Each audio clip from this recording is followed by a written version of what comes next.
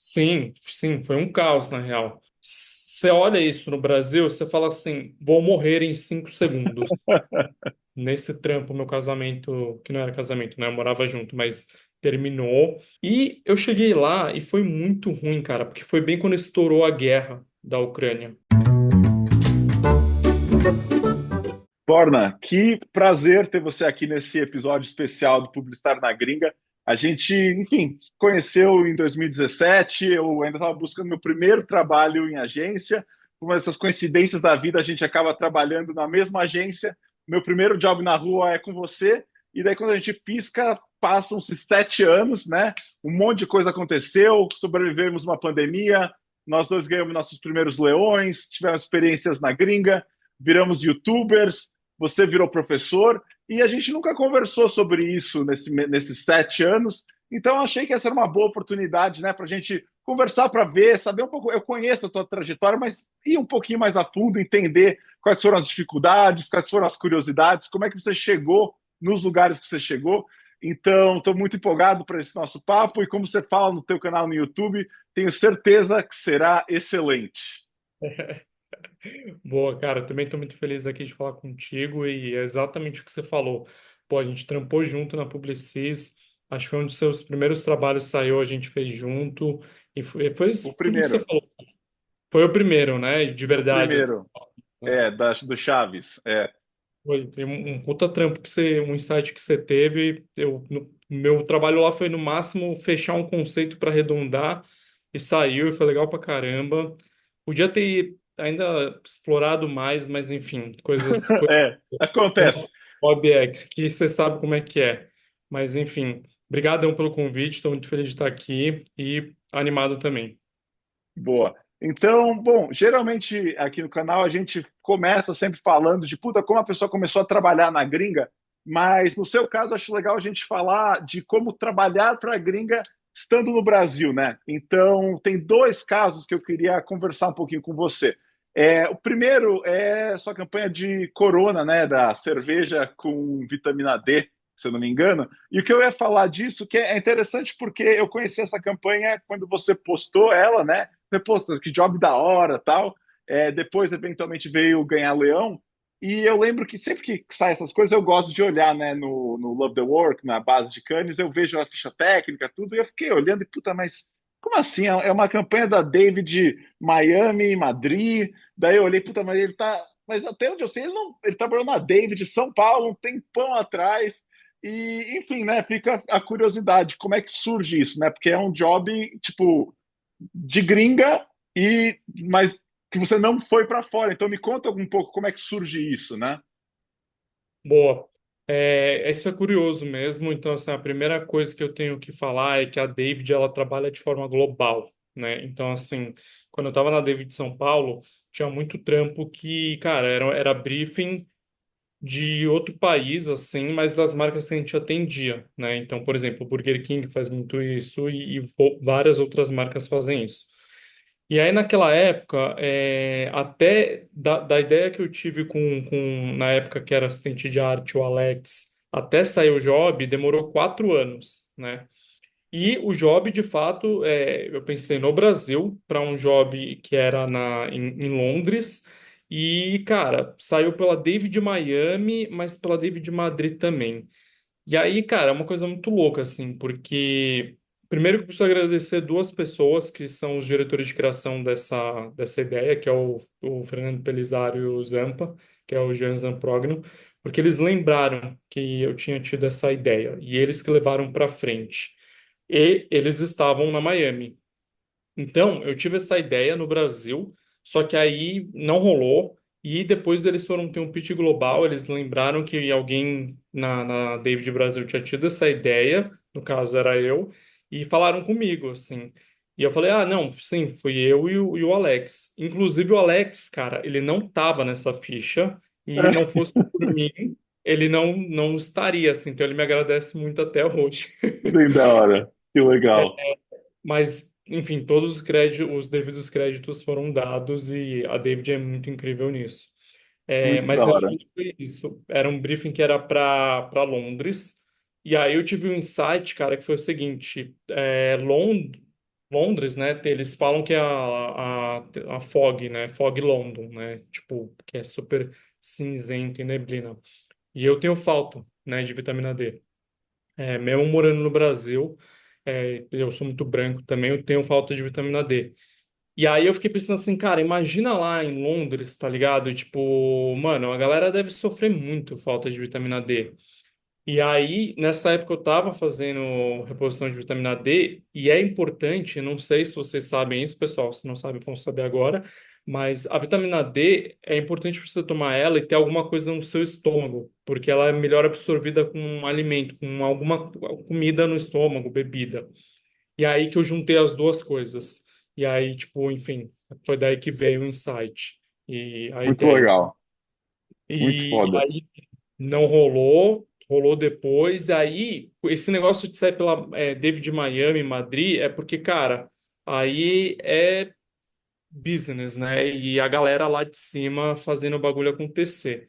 Mas o mais animal é que essa ideia saiu por Miami, por Madrid, foi um produto que foi lançado e, cara, só chegou para mim, tipo, uns 2 anos depois chegou aqui no Brasil, né? Eu fui para Cannes, Aham. tomei lá, mas, tipo, cara, aqui no Brasil não chegava, não chegava e chegou agora. E nas Olimpíadas foi animal ver, tipo, tudo que é propaganda do Corona Sunbrew e, puta, muito foda saber que eu fiz parte da criação de um Sim. produto que um Muito monte de... legal, cara. Não, com certeza. Ter essa, assim, acho que propaganda tem essa coisa até pro nosso ego, né? De tipo, puta, a gente vê as coisas saindo, tal, as pessoas falam, mas ter uma materialização é algo que não é tão comum e é muito legal, né? Com certeza. E até isso é uma coisa engraçada que você comentou, né? De no seu caso você teve que esperar um tempo porque não saiu no mercado em que você trabalha, né? E uma coisa que eu ia perguntar e daí, lógico que não sei se dá para generalizar ou não, mas quando você recebeu esse briefing na época, foi tudo as pessoas com quem você trabalhou, enfim, de planejamento ou eventualmente um atendimento, diretor de criação, foi todo mundo da David de São Paulo e eles faziam um meio de campo? Ou você chegou a conversar com pessoas das outras Davids? Boa pergunta. Cara, na verdade, veio um briefing em inglês e a gente tinha que fazer alguma coisa ali para a marca em Londres. Foi isso. Não falei com planejamento, não falei com ninguém. Chegou o briefing. Cara, quer pensar esse briefing aqui? Liberaram para mim, não era o job meu necessariamente, era um job meio aberto. E Sim, aí fiquei pensando, bem da pensando, hora. e foi isso. Legal. Sim, é interessante, né? Tipo, lógico, a gente nunca vai saber, mas eu sempre acho interessante quando a gente traz coisas nossas, né? Específicas. Puta, você falar que, putz, é uma coisa que você tem deficiência de vitamina D, tudo. Acho interessante porque, lógico que tem uma coisa pessoal tua, mas também, às vezes, quando a gente fala de trabalhos para gringa e tal, de perspectivas de pessoas de outras culturas ou de outras coisas, né? Coisas que, às vezes, poderiam talvez ser um pouco óbvias ou que não se pensaria pessoas que trabalhem em Londres, eventualmente. Então, isso é uma coisa que eu acho muito legal, de quando tem essas oportunidades de trabalhar para outros mercados, tal, é uma chance de, às vezes você está em desvantagem porque você não conhece o mercado, às vezes você está em vantagem porque você tem uma coisa muito que ninguém lá pensaria, porque é óbvio, né? E um comentário também disso, eu acho muito legal quando agências fazem briefings abertos, e o caso da minha campanha na Publicis, né, do Chaves, foi isso, né? Era um briefing que não estava para mim, né? Tipo, eu não estava na conta de SBT, e daí abriram, né? E eu lembro que, puta, foi uma oportunidade ótima. Não só de, tipo, puta, trabalhar com uma marca que eu não iria trabalhar, como de eu lançar meu primeiro job, né? Porque geralmente você entra, tal, não vai cair na tua mão. É importante, às vezes, pegar essas coisas desses briefings que estão meio proativos ou estão abertos para todo mundo, né? E às vezes na correria a gente pensa, puta que saco. Mas a verdade é que talvez essa seja a tua chance de conseguir emplacar alguma coisa, né? Então é legal ouvir esse tipo de história. Imagina aí, uma campanha que acabou gerando teu primeiro leão, gerando uma campanha para gringa, um product launch que vai ficar, se não para sempre, por muitos anos, vai ser uma coisa que vai estar na linha, né, da Corona. Então, puta, muito da hora, cara, muito legal. E daí uma outra campanha que eu pensei aqui, eu estava olhando de novo o teu portfólio e tal, e uma que eu cheguei a ter um mínimo envolvimento, não, não passou de um flerte com essa campanha, mas que eventualmente vocês acabaram levando e ficou muito legal, que é o Terms Against Bully. Então, eu queria entender como é que foi, porque saiu pela White Rabbit, né, de Budapeste. E, de novo, é uma agência que você olha, você não chegou nunca a trabalhar em Budapeste. E para saber um pouquinho como é que surge essa oportunidade, como é que foi trabalhar numa campanha como essa? Cara, essa daí foi um período bem específico da minha vida, que era quando eu queria, tipo, decidir que eu queria trabalhar na gringa, né? E aí eu comecei, tipo, a trabalhar em vários projetos, assim, proativamente. Então, assim, é esse negócio do briefing proativo elevado à enésima potência, assim, que foi Sim. descobrir... Não, é isso. Inclusive, tipo, para todo mundo que está vendo aqui e que, enfim, trabalha com isso, ou que também é meu aluno e está vendo isso aqui, cara, esses briefings proativos a gente tem que acreditar muito. É o que você falou. Geralmente, você está cheio de job lá na pauta, você só quer resolver o que você tem que resolver e você acaba deixando essas oportunidades passarem. Mas, cara, oportunidade é o nome certo delas, tá ligado? Porque você tem realmente a chance de emplacar algo que talvez você não vai emplacar, muito provavelmente, no seu trabalho normal. Então, abracem essas oportunidades com carinho. Beleza, 90% delas não vai rolar. Mas, cara, É só precisa verdade. rolar uma, tá ligado? Uma. Sim, É um passo, um grande passo de cada vez. Mas nesse caso, do Termos Against Bullying, foi o seguinte. Tinha um cara que eu tava trampando, trampando não, que eu tava falando porque a gente queria trampar fora junto, que era o Gat. Talvez você conheça o sim, Gat. conheço, conheço. Não, a gente é. O Gatti foi meu professor na Miami, foi a primeira pessoa entrevistada aqui. Enfim, é um cara que eu admiro, um cara muito foda. Então, sim, conheço ele. Então, e aí eu tava falando com ele, e aí ele tinha um insight já dessa ideia. Cara, eu peguei e chamei um outro amigo meu, que também é redator, que é o Daniel Bensuzan, e chamei ele para a gente fechar, porque era um projeto muito gigante, né? Então, assim, explicando basicamente o projeto era, quando você faz qualquer tipo de violência digital, né? Ou seja, cyberbullying, geralmente você não tem muito o que fazer. Para quem que você vai denunciar esses acasos, né? A polícia vai dar risada da tua cara, infelizmente. Só que as operadoras têm um contrato de tipo assim, se você cometer algum crime virtual, eles podem cancelar a tua conta. Só precisa provar para ela. Sim, Então, esse insight já veio do GAT, assim.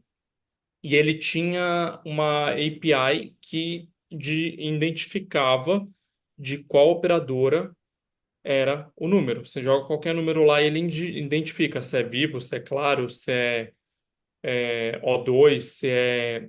Esqueci o nome daquela outra europeia famosa, Vodafone, tá ligado? Tipo, ele identifica. sim, Então, a gente já tinha metade da ideia. A outra metade, que na verdade era 90%, que a gente quis fazer pela Europa, foi ver se todas as operadoras de celulares da Europa tinham isso no contrato, essa cláusula de, tipo, sim. se você praticar uma violência e denunciar, eles cortam o teu número. E, cara, aí a gente, enfim, começou a fazer isso, era muita coisa, a gente foi chamando mais pessoa para ajudar, e aí a gente foi, mano, a gente conferiu país por país, Sim. principais operadoras, foi uma loucura, velho. Nesse trampo, meu casamento, que não era casamento, né, eu morava junto, mas terminou, Ah, foi tipo, cara, caos, caramba. caos do início ao fim, assim. É, Mas como que saiu pela White Budapest? Cara, em algum momento a gente tinha essa ideia, e a gente estava sem cliente e sem agência. A gente tinha ideia. A ideia inicial era fazer para acho que para a Unicef. E a Unicef, mano, não topou, simplesmente, tá ligado? E aí, beleza. A gente começou a procurar cliente, um cara ajudou e achou a universidade lá de Portugal, e a gente tinha contato com um cara da White Budapest, que era a agência, e ele cobriu todos os custos de inscrição e produção. Então, foi assim que saiu. Isso é uma gambiarra bem da brasileira, tá? Então, isso aqui é muito valioso, velho, porque até eu aprender que dava para você fazer esse tipo de relação à nossa profissão, mano, demorou. Sim, E é assim que as coisas acontecem, velho. Às vezes é muito amor de muitas pessoas envolvidas para uma ideia legal, né? Que, pô, a gente tava acabando com o cyberbullying, né? Então era um bagulho precioso, assim, né? Então, sim, pô, às vezes vale a pena você fazer o. Não é nem mais os 10% extra, é os 200% extra, né? Mas, enfim. sim. Não, ia falar uma coisa disso, até que eu tenho certeza que tenho muito trabalho, porque, como eu disse, em certo momento eu cheguei a flertar com fazer parte desse grupo que ia fazer essa ideia. Eu olhei e falei, cara, vai dar muito trabalho, eu não vou fazer. E daí É eu lembro que eu mandei para o verdade. Gatti.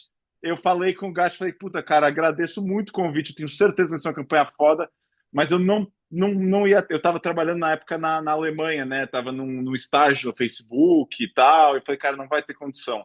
E por isso, porque eu lembro que eu comecei a olhar, eu cheguei a pegar um pouquinho de puta, vou olhar os termos de tal país. Eu falei, putz, vai dar muito trabalho. Eu falei, não, deixa para alguém que realmente, que eu não ia rolar. E ficou uma campanha muito foda. Então eu sei o quanto. Eu só tive um gostinho, já foi uma coisa que eu falei, caralho, vai dar muito trabalho. Mas uma curiosidade, no final das contas, então, o trabalho, eu lembro disso. A maior parte, vocês acabaram trabalhando mais entre brasileiros, né? Tipo, não chegou a trabalhar muito com o pessoal que estava realmente na White Rabbit. Não, isso aí, cara, o contato do White Rabbit, que era o dono lá, eu esqueci o nome dele agora, era do Gatti, assim. Então, por Sim. exemplo, não tive contato nenhum com ele. Meu único contato com ele foi na ficha e nos posts no LinkedIn.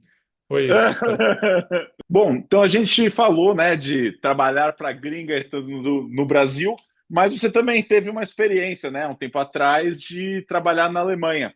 Então, queria entender um pouquinho com você como é que surgiu essa oportunidade de trabalhar na Alemanha, se foi algo que você buscou, ou que te buscaram, ou um pouquinho dos dois, como é que surge essa oportunidade?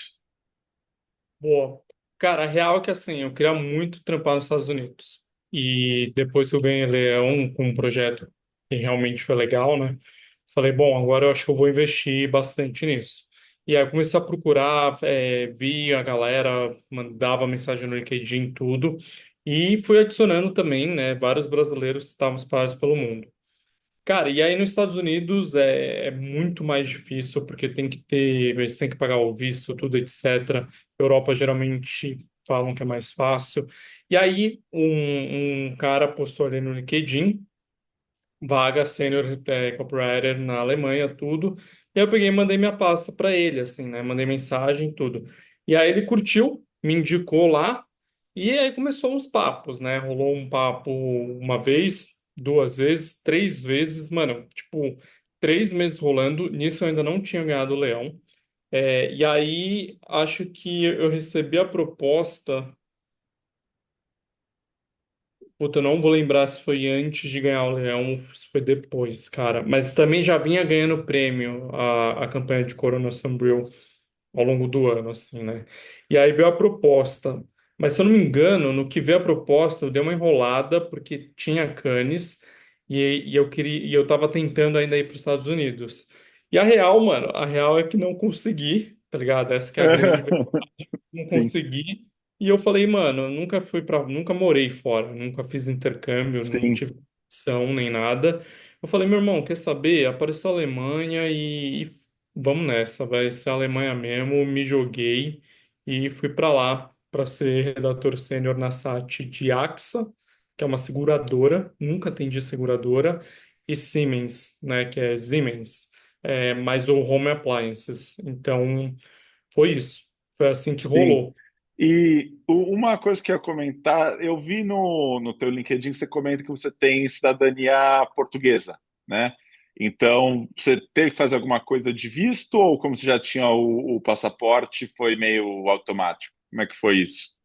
Essa vaga eles estavam disponível a pagar para o visto, tá? Mas eu já tinha a cidadania portuguesa, então isso também ajudou a facilitar um pouco ali, né, na hora. Mas eu não acho que isso foi, tipo, decisivo para minha contratação, tá? Mas eu não preciso fazer absolutamente nada. Tipo, tem lá as pessoas que ajudam, até esqueci o nome disso, tem um nome em inglês para a pessoa que te ajuda nisso. Mas por você ser cidadão europeu, é tudo muito mais fácil. Então, eu não tive que tirar visto nenhum. E, enfim, se Sim. você pudesse, quem quiser ir para fora e tem a oportunidade, mesmo que seja de longe, cara, faz isso porque é uma mão na roda. Sim. E por curiosidade, você lembra quando foi e como é que foi para tirar teu passaporte? O português? É, Sim, sim, foi um caos, na real. Mas ainda assim, a portuguesa é uma das mais fáceis, porque o que rolou foi: meu bisavô, por parte de pai, ou seja, o pai da minha avó paterna, ele era português. E aí, ele veio para o Brasil, ele foi obrigado a se naturalizar, como todo mundo. Só que para Portugal, Portugal facilitou muito os esquemas de visto, né, por conta da sim. crise portuguesa que teve um tempo atrás. Então, para Portugal era o seguinte: se ele não mandou uma carta avisando que ele se naturalizou, para eles ele continuava sendo português. Sei, entendi. É Ainda isso, tinha, vamos assim, nos registros dele constava como, sim, claro. português. E Sim, aí, sim. e aí até bisavô você consegue. Então foi um processo de pegar e provar que ele era meu avô, que na verdade, né, ele era pai da minha avó. Só que aí, mano, o nome dele tava com uma diferença de letra. Aí você tem que corrigir o nome. Aham, sim. Tipo, mil burocracias, assim. Foram 3 anos até chegar em mim. E na época, para ficar mais rápido, eu lembro que eu até fui para Portugal, peguei minhas férias, fui para Portugal para tirar lá Uhum. mais rápido e consegui, então foi isso. Mas, tipo, cara, esse é um dos processos mais baratos de cidadania. E eu lembro que por passagem, tipo, para minha avó conseguir foi uns 3 pau, aí meu pai uns 3 pau e eu também uns 3.000. Sim, sim. E isso que você comentou é uma coisa que eu falo bastante para tipo, para as pessoas de assim, não sei quando você fez, mas justamente porque demora, é de tipo, se você puder fazer, faça. Porque mesmo antes de você, porque se você for esperar para tirar, puta, não, agora eu quero trabalhar fora, pode ser que surja uma oportunidade, daí acaba sumindo, às vezes não dando, né? E aí sempre vai ter algum imprevisto, né? No papel a coisa pode ser não, super simples, tá? Mas pode acontecer essas coisas de sobrenome, pode ser que peçam alguma coisa, pode ser, enfim, às vezes o consulado fecha, né? Imagina, para quem deixou para esperando, sei lá, tipo, vou deixar para 2021. Daí todos os consulados fecham pela pandemia, tudo. É, enfim. E me conta como é que foi quando você chega lá, como é que foi para você a experiência? Tipo, não só de agência, mas de morar em outro país, tudo. O que é que você achou? O que é que foi difícil e o que é que você achou que ia ser difícil e foi fácil de repente? Cara, foi muito chocante essa palavra, chocante, assim. Logo no primeiro momento, minha namorada tinha ido comigo na época.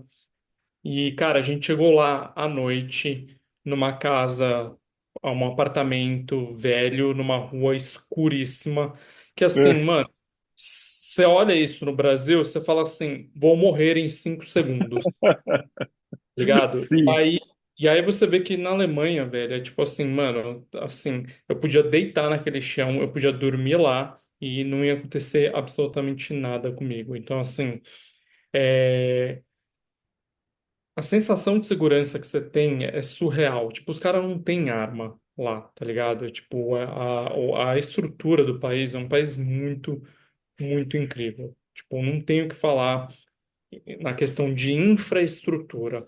Então, meu, tudo que todo mundo ouve de país de primeiro mundo, os trens funcionam, o transporte público todo funciona. Claro, tem atrasos e tudo, e a galera reclama disso, mas comparado com o Brasil, não dá nem para sim. falar. No entanto, primeiro, a coisa que mais me impactou lá, o frio.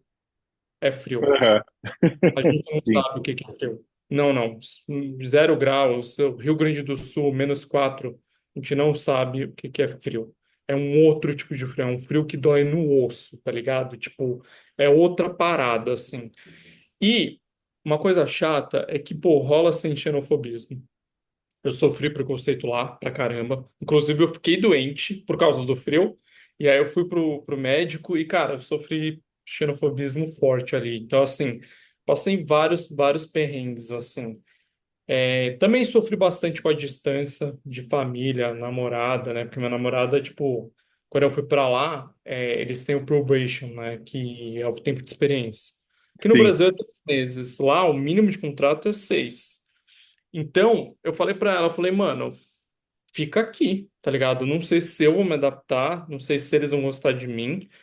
E eu cheguei lá e foi muito ruim, cara, porque foi bem quando estourou a guerra da Ucrânia. sim. Então, eu falei, né? Eu ia atender Siemens. Siemens, para você ter uma ideia, eu não peguei um job, porque Uhum. eu cheguei em outubro. Quem comprasse algum aparelho da Siemens em outubro só ia receber daqui 6 meses. Então, olha que Sim, loucura. Imagina isso no Brasil, você vai lá na Casas Bahia, eu queria uma geladeira da Consul. Beleza, tá aqui, comprou, beleza. Daqui 6 meses a gente entrega. Isso não existe no Brasil. surreal, surreal. Surreal. É. Entendeu? Então, assim, eu e meu duplo, a gente não pegou um job de Siemens, a gente pegou, logo o nosso primeiro job foi Health, que, tipo, pô, não é uma conta que eu tenho muita vontade de atender, não é muito que eu gosto, Sim, né? não, não, existe uma divisão bem clara, até em Cannes, né? Por isso que é separado, porque é outro Exato. bicho, né? É consideravelmente diferente, assim. E eu acho do caralho, tá, Health? Tipo, eu acho que tem mais oportunidade em Health do que em Consumer, tá? Bem mais. Mas não é minha expertise, tá ligado? Simplesmente não é. Sim, sim, Ainda assim, o primeiro job que eu e meu dupla pegou foi Health. Eram 3 duplas, a gente emplacou e a ideia saiu. Então, assim, sim, eu realmente, assim, acho legal. Mas não é a coisa preferida que eu mais piro, né? Mas, enfim. A gente teve que pegar health porque não tinha job pra gente, tá ligado? E aí a sim, gente pegou claro. depois uma concorrência. E, cara, então assim, tava embaçado. E aí a outra coisa que eu sofri bastante também foi o inglês, porque foi a minha primeira experiência real de trabalhar em inglês e eu não tinha morado fora, né? Eu fiz inglês aqui quando criança e depois quando adulto. E, putz, 6 meses, meu inglês melhorou muito, mas 6 meses ainda não dá pra nada, tá ligado? Uhum. Então, tipo, essas foram as maiores dificuldades. E a parte boa, como eu falei, segurança, é um país incrível. Você pega um trem, você tá em qualquer outro país, então viajei bastante para vários lugares e queria ter viajado mais, mas acabou não rolando. E aí foi isso, não me adaptei. Também teve esse problema da guerra. E, cara, aí com 6 meses a gente encerrou o contrato e eu decidi voltar para o Brasil também, assim. Sim. Mas fica, de novo, é engraçado, né? Porque a gente pensa muitas vezes, tipo, muito só ao lado do empregador de puta, são 3 meses de experiência para ele te demitir, tá? Ou para eu manter meu emprego. Mas no fundo também é uma coisa para os dois lados conhecerem a coisa, né? Porque igual entrevista de emprego, né? Eu acho que muitas vezes a gente entra falando, caralho, mas também é para você ver se você quer trabalhar num lugar, né? Então acho que é sempre uma via de mão dupla isso. E o que você comentou da Alemanha, como eu falei, eu cheguei a, né, fazer um estágio na Alemanha, né? E eu amei, cara, amei. Eu estava em Hamburgo, acho que você ficou em Berlim, né? Não, eu fiquei E, em Düsseldorf. Düsseldorf não cheguei a conhecer, mas, cara, é um país incrível, incrível. Isso que você falou também, o lugar que eu estava me hospedando, né, que eu estava morando, era um lugar super seguro, mas que eu lembro que meus pais foram me visitar, e daí eu fiquei, será que eu mostro? Porque eles vão ver isso aqui, vai parecer que eu estou morando, sabe, tipo, sabe, de um lugar assim, na maior quebrada, e no final é um lugar bom, tá? Mas é porque tem isso, né? E é uma sensação de segurança muito doida, assim, que aqui nos Estados Unidos também, quando eu volto para o Brasil, eu amo o Brasil de paixão, amo São Paulo, é a cidade que eu cresci, eu amo, amo mesmo. Mas tem coisa disso que é muito doido, né? De, tipo, aqui você andar com um AirPod, tipo, em qualquer lugar, a qualquer hora, se sentindo muito seguro. Na Avenida Paulista, você vai botar em 2 segundos, tem um cara levando teu AirPod, né? Então, essas são coisas assim que é isso. E uma coisa que você falou que eu achei muito interessante foi do frio. Por quê? Porque eu lembro quando eu mudei aqui para Nova York, Eu sou uma pessoa que sempre gostou muito da neve, tudo. E, cara, a verdade é que neve é legal pro turista. Quando você vai tirar foto, quando você vai. Agora, para você fazer compra, você vai no supermercado naquele frio, não, cara. Essa é a parte que eu amo Nova York também, mas essa é a parte. O inverno de Nova York é uma coisa que se eu pudesse tirar, eu tiraria, porque é só bonito para foto, para o dia a dia, definitivamente não é. E são coisas que você só vai aprender vivendo, né? Só estando lá, né? E, enfim, e uma coisa que eu ia perguntar duas coisas para você. Uma, você comentou do inglês. Vocês trabalhavam só em inglês, não tinha que trabalhar em alemão. Não, alemão não, senão tá ferrado. Sim, mas daí só para entender, até por isso, eventualmente você teria alguém que traduziria para alemão, porque a campanha vai sair em alemão, ou não, ou você Não. atendia contas de fora. Então, exatamente, eles têm essa divisão muito clara. Eles chamam de tipo. é, Eles têm um nome lá para isso, mas é meio que assim a área de internacional, international, assim. Uhum. Então, tipo, cara, a Alemanha, ela é muito, né? A gente já sabe disso, eles são assim, né? Então, assim, Sim, cara, se você é international, você não vai fazer job para Alemanha. Fim, tá ligado? sim, Não sei se isso é para toda a agência, tá? Mas na SatSat que eu fiquei, sim, era assim. Então, eu não pegava jobs específicos para Alemanha. Eles têm umas divisões meio claras lá. Então, o nosso era só inglês, né? Então, sim, era isso. sim. E seu dupla também era brasileiro? Como é que foi? Tipo, Ele era brasileiro, ele se adaptou melhor lá, ficou, e, cara, também, assim, a direção de arte, com todos os respeito aos alemães, mas, cara, o brasileiro é muito bom de direção de arte, tá ligado? Não se sim. compara, não tem como comparar. Então, assim, meu, eu via lá diretor de arte pleno fazendo umas artes que eu fazia melhor, assim. Posso falar porque eu trabalhei como assistente de arte um ano, tá? Não é porque eu tô sendo extremamente escroto. Não, eu trabalhei como assistente de arte, eu manjo um mínimo. Sim, E assim, às vezes os caras não fazem um mínimo, sabe? Então, mas isso é uma coisa, acho que, do brasileiro. A gente é diferenciado no nosso design, no nosso sim, diretor. Não, eu ia até falar isso, que tem uma questão de, tipo, em alguns países, às vezes o diretor de arte, ele não tem esse craft, de puta, tem... Às vezes o cara nem é um cara que vai lealtar mesmo, mas também tem a questão de que a gente está comparando com, né, tipo, com a maior liga da direção de arte, que é a brasileira, né, que é uma escola bizarra, assim, até, tipo, as pessoas que eu converso que trabalham na David, né, daqui de Miami, americanos e falam, né, tipo, dos diretores já falam, meu, tipo, são os magos do Photoshop, é uma coisa muito doida.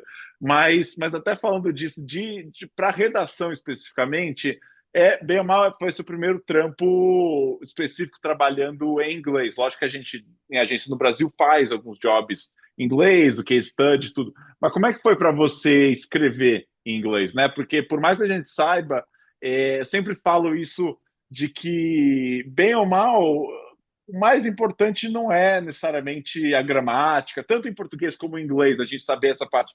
Mas a brincadeira com palavras é diferente, bem ou mal, né? A forma como a gente pensa. Como é que foi essa experiência para você?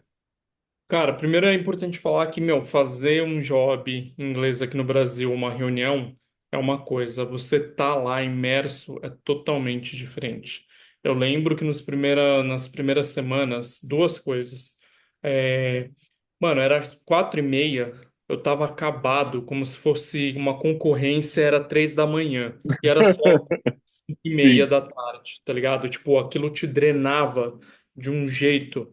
E uma outra coisa também que eu percebia é que, cara, várias vezes, assim, na reunião, eu simplesmente parava de prestar atenção. Meu cérebro desligava. E aí eu descobri, inclusive, que isso é científico. Quando você está aprendendo uma nova língua, eu não lembro qual que é o lado, o direito ou o esquerdo, mas assim, quando você está fazendo isso no começo, o lado que absorve o idioma e a língua, ele simplesmente desliga e fica só o seu lado esquerdo funcionando. Então, esse negócio de você desligar de uma reunião é totalmente involuntário. É tipo, é realmente seu cérebro tipo dando um restart na máquina. O PC Sim. travou deixa eu restartar aqui, tá ligado? É, Então, cara, é bem desafiador. Muito, assim, os 3, 6 primeiros meses. Falam que é os 3 primeiros meses. Eu acho que foi um pouco mais para mim. Os 4 primeiros meses achei sim. bem difícil e fui me adaptando. Então, esse é um ponto, né? Tipo, e a outra pergunta que você falou, tipo, as nuances, tudo, cara, aí eu vou falar por mim, assim, mas eu não tinha a menor condição de conseguir fazer essas coisas em inglês, tá ligado? Tava Aham. estudando pra caramba os idioms e tudo para tentar fazer essas brincadeiras, o wordplay e tudo, wording também. E, cara, é muito mais difícil. Até escrever um conceito é difícil. O que é curioso, porque muitos alunos meus acabam tentando trazer um conceito em inglês. E eu não sei se você fazia isso quando você estudava também. Eu fiz um pouco, eu trazia uns conceitos em inglês, porque no inglês tudo fica mais bonito, né? Sim, sim. Mas quando você vai ver na prática, e o professor ou alguém mais sênior sabe disso, cara, não é deixar inglês que vai ficar mais bonito. Ele parece mais bonito, mas se não tiver a ideia lá, é a Sim. mesma coisa. Mas pra gente parece mais bonito porque tá em inglês. Agora, quando você vai ver na prática, meu irmão, é outro jogo, cara. Sim, Tudo. é, mas nisso que você falou também é uma coisa que eu também acho que, assim, lógico que a gente é redator, então é óbvio que a gente vai escrever, né? Vai ter essa parte, mas no fundo, principalmente redator, diretor de arte também, mas o redator brasileiro, o redator que vai para um outro país, geralmente vão te contratar pelas suas ideias, saca? Então, porque é uma coisa que eu sempre acho legal de falar, que assim, nós somos redatores, nós somos diretores de arte, mas nós somos criativos no final do dia, né? E isso é uma coisa que independe de você escrever bem ou não. Eu acho que é um diferencial para quem quer ir para a gringa, tem que ter uma coisa muito forte de puta, conseguir ter ideia, conseguir ir além de só, vou fazer um título bonitinho, porque é isso, dificilmente você vai ganhar essa competição de um cara que viveu a vida toda falando inglês, né? E isso que você falou de cansar é muito doido, cara, porque imagina, eu moro há 5 anos aqui nos Estados Unidos, comecei minha carreira internacional um pouquinho antes, fiz intercâmbio, né? O inglês é uma coisa que sempre teve muito presente na minha vida. E mesmo assim, cara, tem dia que eu falo, puta, eu vou assistir um filme dublado, que eu preciso dar uma descansada do inglês, porque nosso cérebro, inconscientemente, ele tá sendo machucado, tá sendo, tipo, tá cansando, né? E às vezes a gente nem percebe, porque é um esforço de, puta, você tá numa reunião que você precisa entender a reunião e você precisa traduzir ela na tua cabeça. É, enfim, fazer anotação às vezes é mais difícil. Então é uma coisa que realmente é complicado. E é isso que você falou. Uma coisa é você falar em inglês ou escrever em inglês com alguém que você pode. No último recurso, você vai falar em português com a pessoa. Quando você não tem essa escolha, às vezes pode até ser um pouquinho desesperador de puta, cara, e aí? Como é que a gente resolve esse impasse aqui, né? Enfim, então é algo sempre a se pensar, e é uma coisa também disso de planejar, né? Que eu acho que também é uma coisa legal de as pessoas, assim, lógico que hoje em dia até tem mais recursos, mas, cara, se você tiver uma oportunidade de aprender inglês ou outros idiomas em algum momento, de não deixar para a última hora, porque é um recurso que no curto prazo pode ser que pareça, puta, mas por que eu vou usar isso? Mas no longo prazo, eventualmente, né, igual o passaporte. É tipo, puta, surgiu uma proposta e às vezes o que vai fazer a diferença de você querer ou não, às vezes é isso. Então, querer ou poder aceitar, né? Então, acho que é um recurso que vale muito a pena exercitar e é um músculo igual a nossa criatividade, igual tudo, né? Quanto mais você exercita, mais fácil fica. É o que você falou. Não vai uma coisa do dia para a noite. Vou ficar bom em inglês. Leva um tempinho. E falando, né, de aprender, de exercitar, tudo, uma das coisas, né, que eu comentei, de puta, coisas que mudaram, né, na tua vida. Você hoje também é professor, né? Além de trabalhar com publicidade, com copywriting, você ensina publicidade e copywriting. E queria entender como é que surgiu isso na tua vida. Se era uma coisa que você já pensou, se foi uma coisa que do nada falou, puta, não, eu quero, ou se de repente foi um convite do nada, como é que surgiu essa vontade enfim, de distribuir conhecimento, de ensinar as pessoas? Boa. Cara, eu acho que tem um pouco do que tá no sangue também. Minha mãe é professora. E antes de fazer publicidade, eu estudei 3 anos de psicologia. E já nisso, eu já queria trabalhar na área de educação, que eu acho muito, muito foda, assim. Acho que educação é o futuro, é o que faria o Brasil ser um país muito melhor se todo mundo tivesse acesso à educação, né, tudo. Mas o que rolou mesmo, assim, na prática foi, quando eu estava começando em publicidade, e acho que talvez você vai reconhecer isso, mas assim, como que funciona, né? Todo o pessoal que está vendo aqui e não me segue, mas está em publicidade, vai aprender, vai saber bem sobre isso. Chega um conceito, né? O teu DC lá, se é estagiário, ele te manda fazer conceito, ou títulos. E você começa a fazer. E aí, a resposta dele não vai ser assim, legal esses conceitos, eu gostei desse, ele vai falar um por um. Não, ele vai pegar e vai circular ou riscar o que eles gostam, o que ele gosta, e beleza, é isso, né? E cara, e nisso você tem que entender, né, por que que ele gostou desse, o que que ele viu nesse, né? E você tem que ir aprendendo, inclusive tem uma frase, né, que é publicidade não se ensina, se aprende, né? Porque ninguém para você e fala, olha, legal, vamos ver aqui, ó, esse conceito eu gosto porque ele é sonoro, né? Esse conceito aqui, ele tem um duplo sentido muito legal, por isso que eu aprovei ele. Ninguém te fala isso. E isso, para mim, é o fim, tá ligado? Porque eu sinto a necessidade. A real é que eu gosto de ser professor porque eu sou muito limitado. Essa que é a grande verdade, tá ligado? E para eu aprender, eu preciso me ensinar, tá ligado? E por isso eu acabei tendo uma didática muito boa para ensinar outras pessoas, porque eu conseguia dar um motivo, falar, não, é por isso, por isso e por isso. E pode ser que ele não goste desse por causa disso daqui. E era isso mesmo que acontecia. Então, meio que isso foi vindo natural. Mas, como rolou o meu primeiro convite e deu muito certo, foi o seguinte: foi na pandemia. Eu comecei a duplar com um cara incrível, que é o Vini Turani, na FBIS, e ele dava aula na Cuca. E aí estourou a pandemia e a Cuca chamou ele para fazer um papo sobre criar home office. E ele quis me chamar para esse papo, que a gente estava do plano. E aí a gente fez um papo. A Paula, na época da Cuca, adorou e me chamou para fazer um workshop. Aí nesse workshop eu peguei, fiz ali o que eles pediam, um videozinho para chamar a galera. E cara, lotou a turma. Lotou tanto que abriu uma segunda turma. E aí eu fiz, pô, foi legal pra caramba. E graças a isso, tipo, a EBAC viu que eu dei aula na Cuca, me chamou, e aí eu montei um curso na EBAC. E, cara, e o curso tá indo muito bem, assim, há um tempo. E aí também, de repente, o Paulo André na Miami me chamou também para dar aula.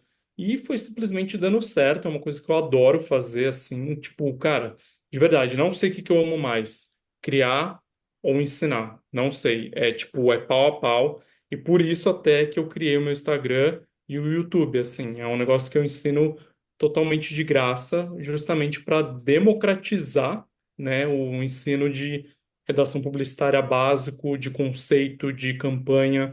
E, cara, tem muita coisa legal. Aliás, pessoal, me sigam aí no Instagram e se inscrevam no YouTube, que tem muito conteúdo lá. Até o Marcelo já aprovou, né, Marcelo? Sim, não, eu ia falar. Primeiro, para quem está ouvindo agora e se interessar, vou deixar os links na descrição, também vou colocar aqui na tela para o pessoal ficar mais fácil. E ia falar algumas coisinhas disso que você comentou. Primeiro, que é muito engraçado, cara, como às vezes a gente tem uns feelings, ou tipo, os traços das pessoas são muito específicos. Eu tinha certeza que sua mãe era professora, ou que seu pai seria, pela forma como você ensina, porque assim, é isso, você tem uma didática assim que como eu posso, é engraçado, você comentou isso de puta, ninguém vai te falar isso na agência. Realmente é raro, tipo, você tem uma forma muito mais estruturada do que muita gente tem, e até isso a gente estava conversando no off, né? Eu vendo seus vídeos tal, e puta, tem coisas que eu sei, né? Que eu obviamente já trabalho há um tempo, mas eu, puta, nunca botei no papel de puta, isso aqui tem um nome, isso aqui tem um método, acaba indo muito no feeling, né?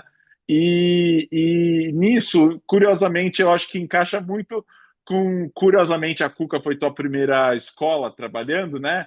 E eu fiz Cuca em Miami, né? E na Cuca eu lembro que uma das chamadinhas deles é que o que é legal é porque você vai ter que aprovar jobs com DCs, tipo, e não sei, pessoas assim. Só que o bom é que aqui tudo bem você errar e eles vão te guiar, porque é muito isso, né? De puta, ao mesmo tempo não dá para só você ler e aprender, você precisa exercitar E na agência, às vezes, a gente não tem esse ritmo de poder aprender, né? Às vezes não rola, porque assim, às vezes pode ser porque você é malvadão. Às vezes não, às vezes o cara simplesmente não tem tempo, porque o cara tem 300 mil jobs e ele tem que só tirar aquilo da frente.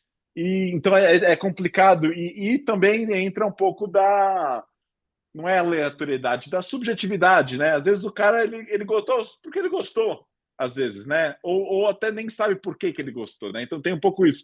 E você falou do teu vídeo e tal, é engraçado, eu lembro exatamente desse vídeo. Eu vou parafrasear aqui que você chegou e falou assim: eu sou Rafael Bornacina e eu fui convidado pela Cuca, uma das melhores escolas de criatividade do mundo. E você me pergunta por que eu deveria trabalhar, fazer com você. É porque eu fui escolhido por uma das melhores, enfim, foi um texto muito legal, assim, ficou bem bom, assim.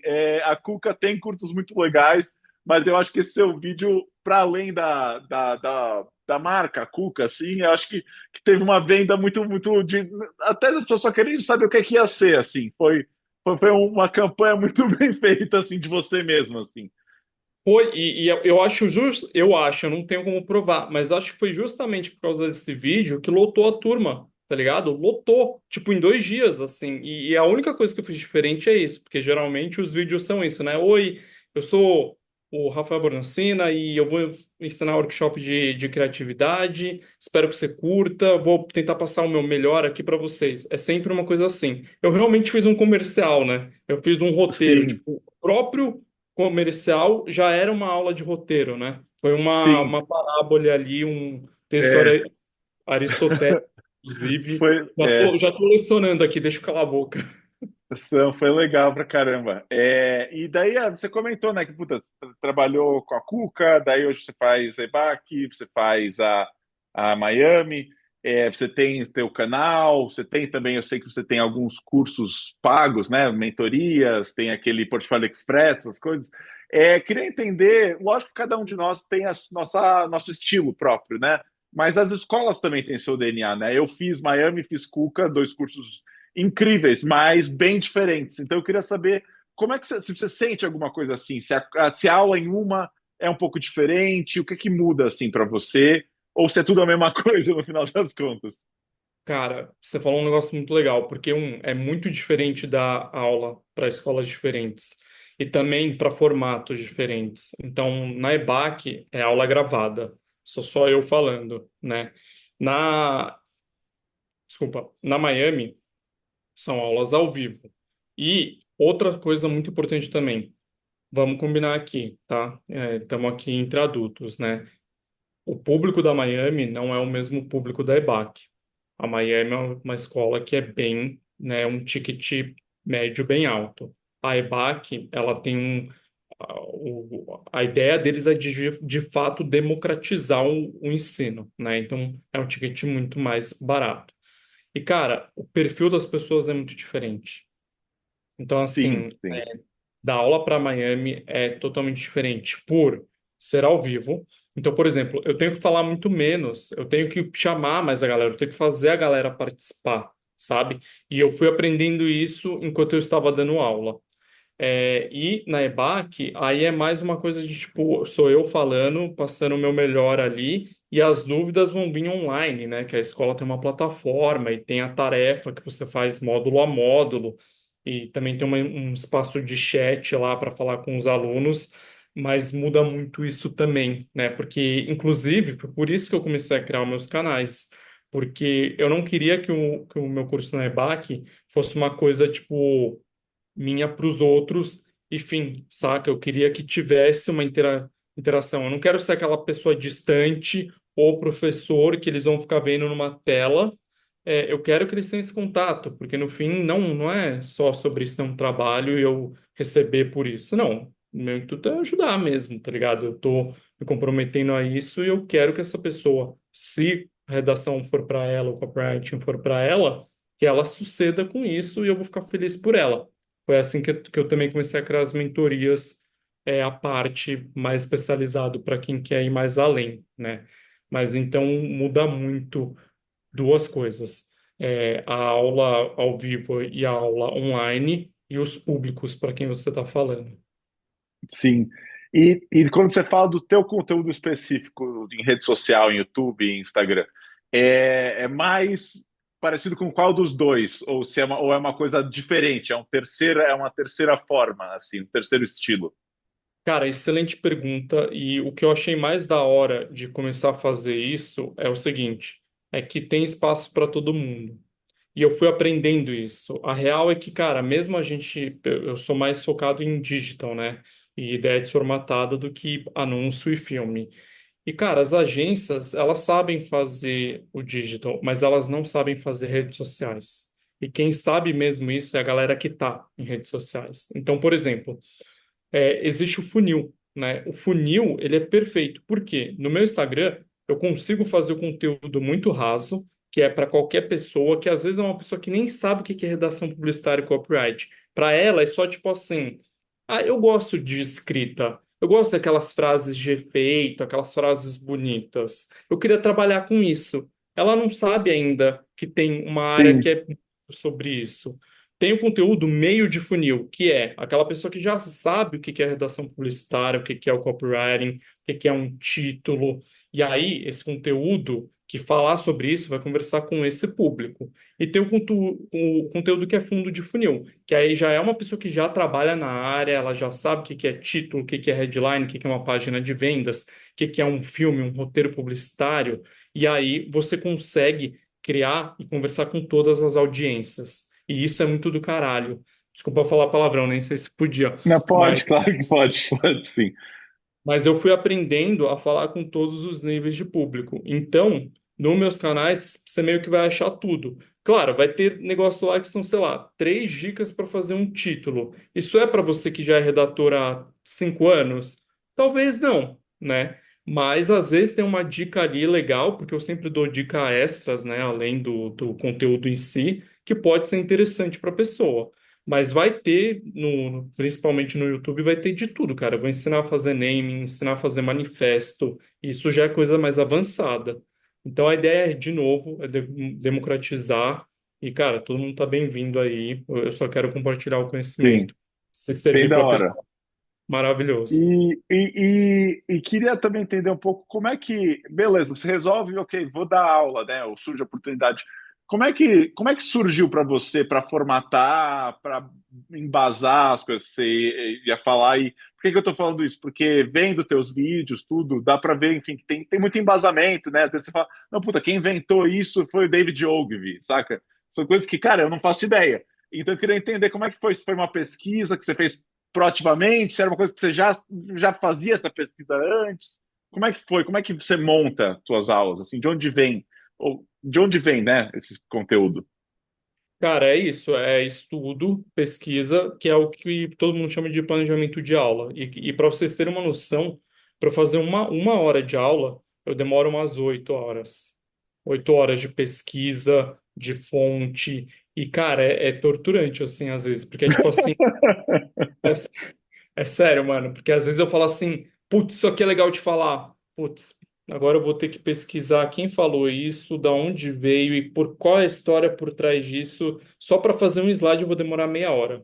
Mas, pô, eu Aham. sou obstinado, assim, então eu vou lá mano, procuro. Mas, basicamente, cara, é muito estudo, muito pesquisa. Eu leio muito, eu sempre fui geek, nerd de publicidade. Então, meu. E eu não paro de pesquisar, inclusive eu continuo lendo sobre isso, até recomendo o livro para a galera, assim. Mas, inclusive, para fazer os meus cursos, Marcelo, eu vi cursos de outras pessoas. Tipo, Aham. como eu ia falar do Perfeito. marketing digital também, eu fui ver uns cursos de marketing digital para ver o que que eu podia fazer melhor e o que que eles tinham para me ensinar, tá ligado? Para ensinar de um jeito mais didático ou só complementar ali. Então, cara, é Sim. realmente muito estudo e pesquisa. Uma coisa que você falou que eu achei bem legal é isso de, puta, de você ir para depois da aula, né? De, puta, você tem o conteúdo nas redes sociais, tal. Uma coisa muito incipiente, assim, muito inicial disso que eu adorava, assim, do Gatti, né? Que a gente comentou aqui quando ele era meu professor, é que a aula dele não era uma aula. Ele tinha um grupo no Facebook, né? Para você ver como faz tempo. E a galera jogava os jobs lá. Eles jogavam um job, você postava no grupo do Facebook a tua solução, né? um board, uma prancha, e daí, só que a parte mais da hora da aula era o chat com ele no Messenger do Facebook. Então a coisa começava de uma forma mais beleza, é um grupo aberto, todo mundo vai ver o que está sendo criado, tal. E daí ele vai falar com você, no que hoje em dia é ADM, né? Na época era Facebook Messenger, de tipo, puta, cara, eu vi isso aqui, ajusta isso, ajusta aquilo. E eu acho que é uma coisa muito bacana, assim, a gente estava falando de exercitar, né, da sua musculatura disso. E falando até de um dos vídeos que eu vi teu, que eu achei muito legal, foi um CTA, né, de tipo, deixa que teu título que eu vou avaliar, né? Que é isso, às vezes até, tipo, lógico que vai ter a pessoa que vai fazer porque ela está estudando, mas às vezes a pessoa está de rolê, assim, é tipo, pô, legal, tipo, por que não, né? E daí vira uma oportunidade, né? Que às vezes a pessoa não tem, né? Porque é o que a gente falou, na agência às vezes não tem muita oportunidade, e mesmo em aula, às vezes está muito limitado ao horário da aula, você tem que dar o conteúdo, tal, né? Então é legal quando a comunicação pode ir um pouquinho além disso, e no digital ficou muito mais fácil, né? Eu lembro que na época da Cuca tinha um professor meu que ele falava: olha, gente, não pergunta nada, depois a gente vai conversar no posto, que tinha um posto do lado da Cuca, e daí o pessoal batia um papo lá. E, pô, era do caralho. Mas era muito mais difícil, porque puta, era 30 mil pessoas, 30 mil não, né? Tipo, umas 30 pessoas, todo mundo querendo tirar dúvidas, você tinha que ficar esperando tal. No digital é mais assíncrono, né? Você manda uma pergunta, eventualmente a pessoa vai poder responder no tempo dela tal. Então é uma coisa que eu acho bacana, assim, de ir além de, tipo, ah, beleza, você gravou um vídeo, você fez isso, mas tem outros momentos que dá para ter uma interaçãozinha mais humana, né? Mesmo no digital. Não, total. Eu acho que, como você falou, até mais. Porque também tem isso, né? Tipo, é mais fácil você se soltar no digital do que no ao vivo. Já parou para pensar Sim, nisso, com certeza, né? com certeza. Então, por exemplo, esse aí que você falou é o três dicas para fazer um bom título, e a ideia era essa mesma, era tipo assim, cara, abrir esse espaço para ter isso que você falou do GAT, que é a parte mais importante, que é a troca, né? Então, por exemplo, eu posso ensinar aqui como faz um conceito. Tem que ser curto, ele tem que posicionar a marca. Posso te dar 28 exemplos. E ainda assim, você pode escrever e sair horrível. Se você não tiver alguém ali na hora vendo e falando para você isso é legal por isso ou isso não é legal por isso, é muito difícil você aprender, cara. Então essa é a grande diferença, assim, é a troca, é a pessoa olhando, dando feedback e mostrando o que que tá certo, o que que tá errado. Ou nem vou falar o que tá certo, o que tá errado, porque é subjetivo, mas o que que é legal e o que que é menos legal, né? Por onde devemos ir, por onde não. Inclusive, galera, se quiser mandar o título nesse vídeo ainda para avaliar, eu vou avaliar, tá? Eu respondo todos os comentários. Então, o vídeo já tem umas semanas aí, mas está valendo. Vamos nessa, pode mandar que eu vou comentar. Boa, vou deixar o link aí nos comentários também, daí fica fácil. Tem agora uma pergunta polêmica, então pode, enfim, responda da forma que você achar mais que vai fazer sentido para você. Mas a gente ouve, principalmente, você aborda muito nos seus vídeos os gurus, né? Os caras que, tipo, vendem coisas falsas e coisas irreais tal. Uma coisa que esses gurus falam, mas pessoas além dos gurus falam também, né? É uma discussão que eu acho que a nossa geração, que a sociedade como um todo está tendo, é a questão da faculdade, né? Então, hoje em dia tem outras formas de aprender, né? E na verdade, até uma curiosidade, eu não fiz faculdade de publicidade, né? Como eu mudei de carreira, eu sou formado em administração e acabei fazendo escola de portfólio, né? Portfólio School. Mas queria entender o que que você acha, porque você se formou também em publicidade, né, na faculdade.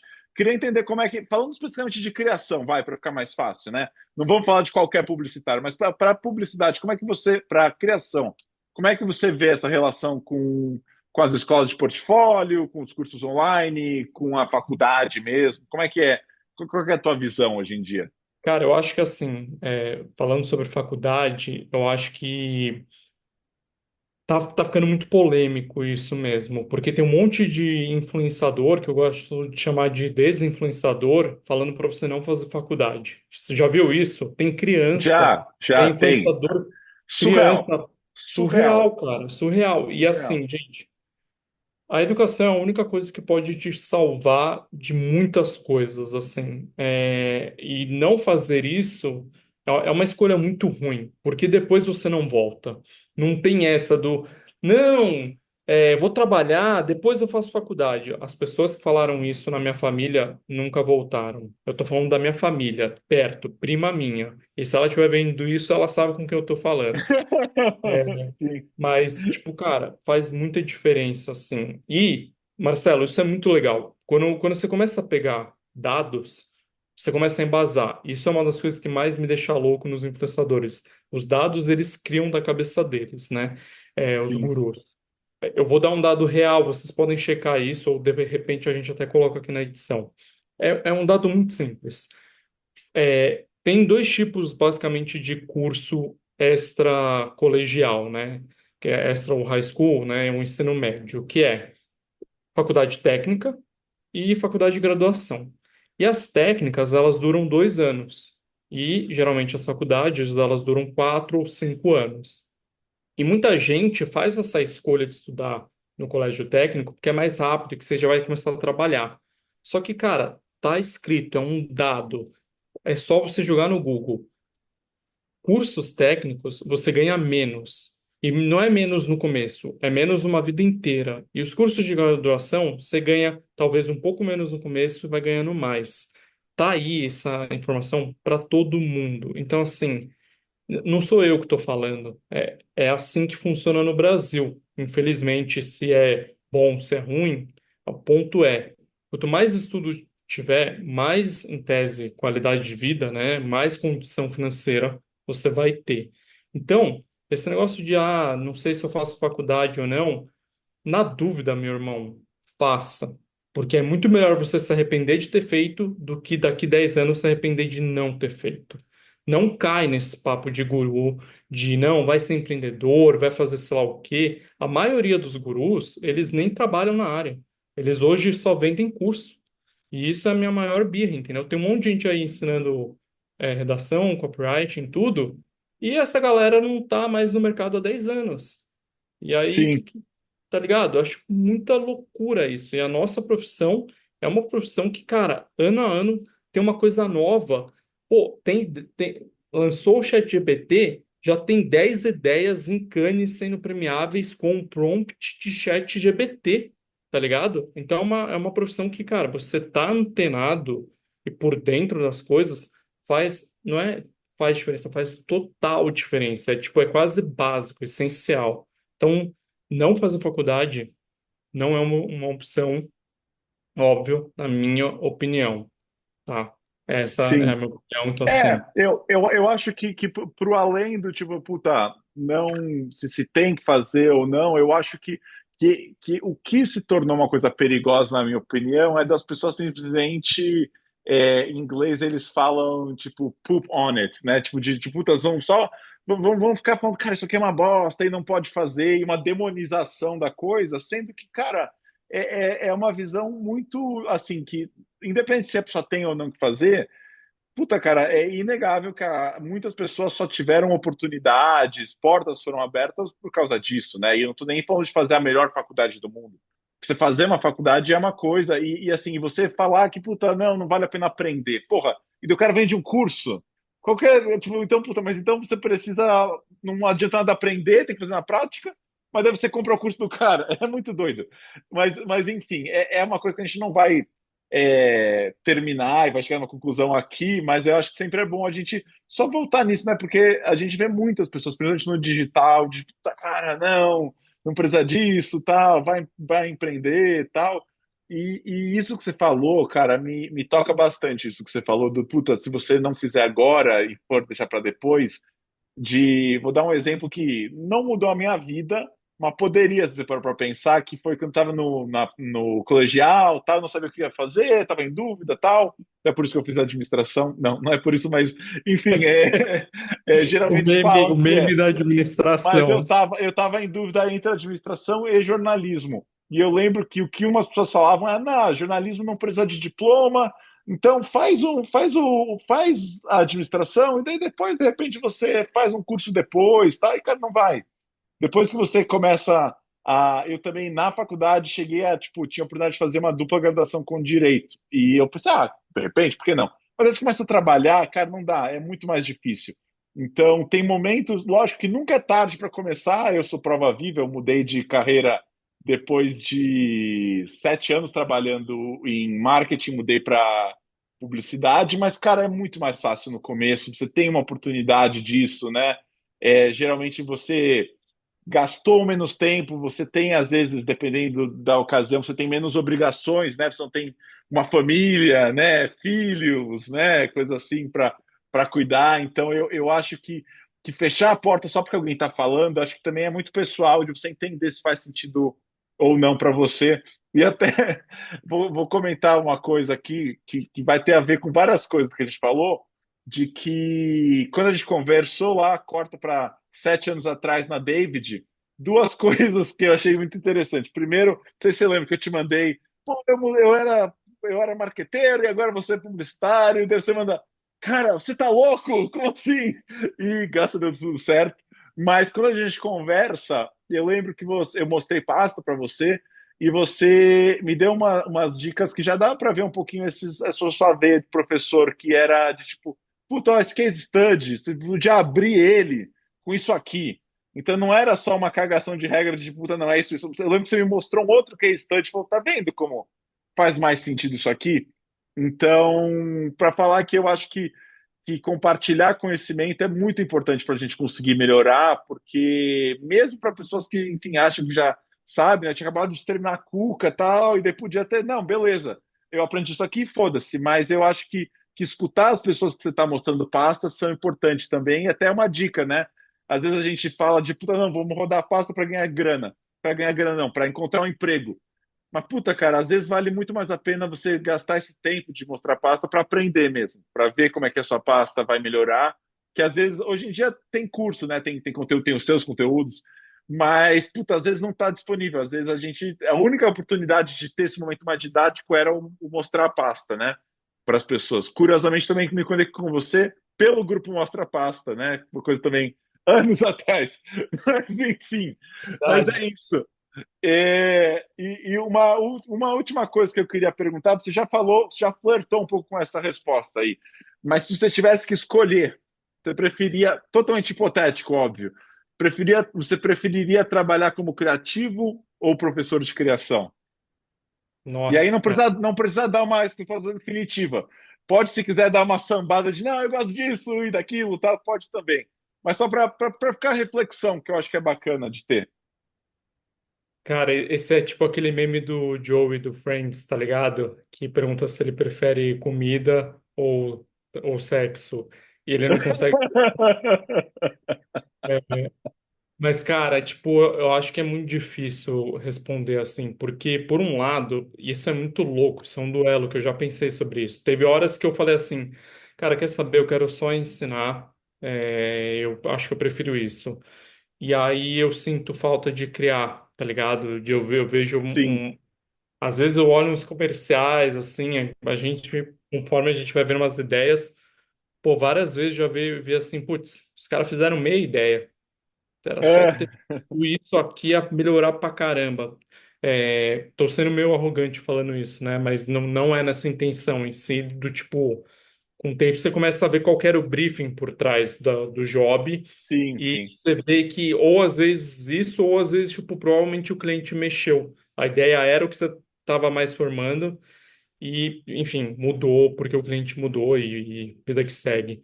Mas, cara, eu acho muito difícil responder isso. Eu acho que tem momentos, tá ligado? Eu acho que tem fases. Tem fases que eu quero mais ser professor, tem fases que eu quero estar criando mais, assim. Em algum momento eu acho que eu vou virar diretor de criação. E talvez aí seja a junção dos dois, e aí pode ser incrível. Mas, enfim, um passo de cada vez. Vamos marcar um papo para daqui uns 5, 6 anos e você retoma É, essa. mas isso que você falou é muito verdade, cara, que essa questão do passo seguinte, você fala isso num vídeo teu também, acho que é um vídeo sobre remuneração, mas você fala, não, porque daí, você está falando da remuneração, você fala, não, porque daí, para além disso, você vai para um outro cargo, que é um diretor de criação, tal, e realmente, bem ou mal, é um escopo diferente, e eu escuto isso e entra talvez na mesma pergunta, né? Diretores de criação, até, né, tipo, ICDs, CCOs, às vezes, de puta, eu sinto falta do criar mesmo, né? Que ainda que o cara crie, vira uma coisa mais de um time, né? De gerenciar, tal. Então, acho interessante pensar primeiro essa distinção, né? E de que às vezes realmente é isso, puta, a gente pode gostar de um monte de coisas e às vezes a gente, puta, agora eu queria poder fazer, né, um jobzinho. É legal, assim, às vezes é chato, mas às vezes é legal, puta, cara, ter o processo da ideia, tal. Me lembra até uma coisa, uma professora minha da Cuca, a Andrea, que ela é diretora de arte e ela falou, tava falando com os diretores de arte de, puta, cara, quando eu passei de que é uma coisa que a gente não teve que passar, graças a Deus, do assistente de arte, que ela, enfim, eu vou passar de assistente de arte para diretor de arte. E óbvio que é o que todo mundo quer, mas ela falou, puta, mas ao mesmo tempo eu senti que tinha uma parte daquele trabalho do assistente de arte que eu gostava e que eu sentia falta, tal, né? Então, é isso, acho que são tem uma frase de um creator, o Diego Cruz, que é o escolhas e consequências, né? Então é isso, não é que tenha certo ou errado, tem, enfim, tem coisas específicas que a gente vai viver em cada um deles. Mas enfim, cara, cara, Borna, que papo foda, que papo delicioso, muito legal conectar com você, saber mais desses momentos que assim a gente acompanha, né, no LinkedIn, no tipo I'm humble, honored to blá blá blá, mas a gente não vê todo o processo que tem por trás, né? Não tem o antes e o depois, às vezes entre você chegar num lugar, entre você fazer o postzinho e você chegar, teve uma jornada, né? E também legal, né, para a gente ter essa conversa um pouco mais filosófica sobre educação, que é outro assunto que eu adoro, né? É uma das minhas metas para o futuro, ser professor também. Então é legal assim também conversar com alguém que fez essa mudança. Mudança não, né? Adicionou mais um título no seu nome, que é muito legal e é uma coisa que hoje em dia se permite, né? Acho que é uma coisa dos tempos modernos, da gente poder ter diversas profissões, ter mais do que só um nomezinho assim, mais do que seu título da empresa, não ser muito mais do que isso, que vira uma vazão, né, para a criação. A gente tá no YouTube, tá no Instagram, tá, enfim, tipo, nas salas de aula, e isso é muito foda. Então, obrigado de novo por esse papo e tenho, como você fecha seus vídeos, tenho certeza que foi excelente. Cara, obrigado demais. Foi muito bom me conectar contigo. Inclusive, enfim, logo menos em algum momento quero trabalhar nos Estados Unidos, então espero que você esteja aí ainda e a gente vai brindar, vai tomar uma, vai jogar um Pokémon Go, whatever, seja lá o que for, a gente vai fazer. Boa, fechou. Valeu.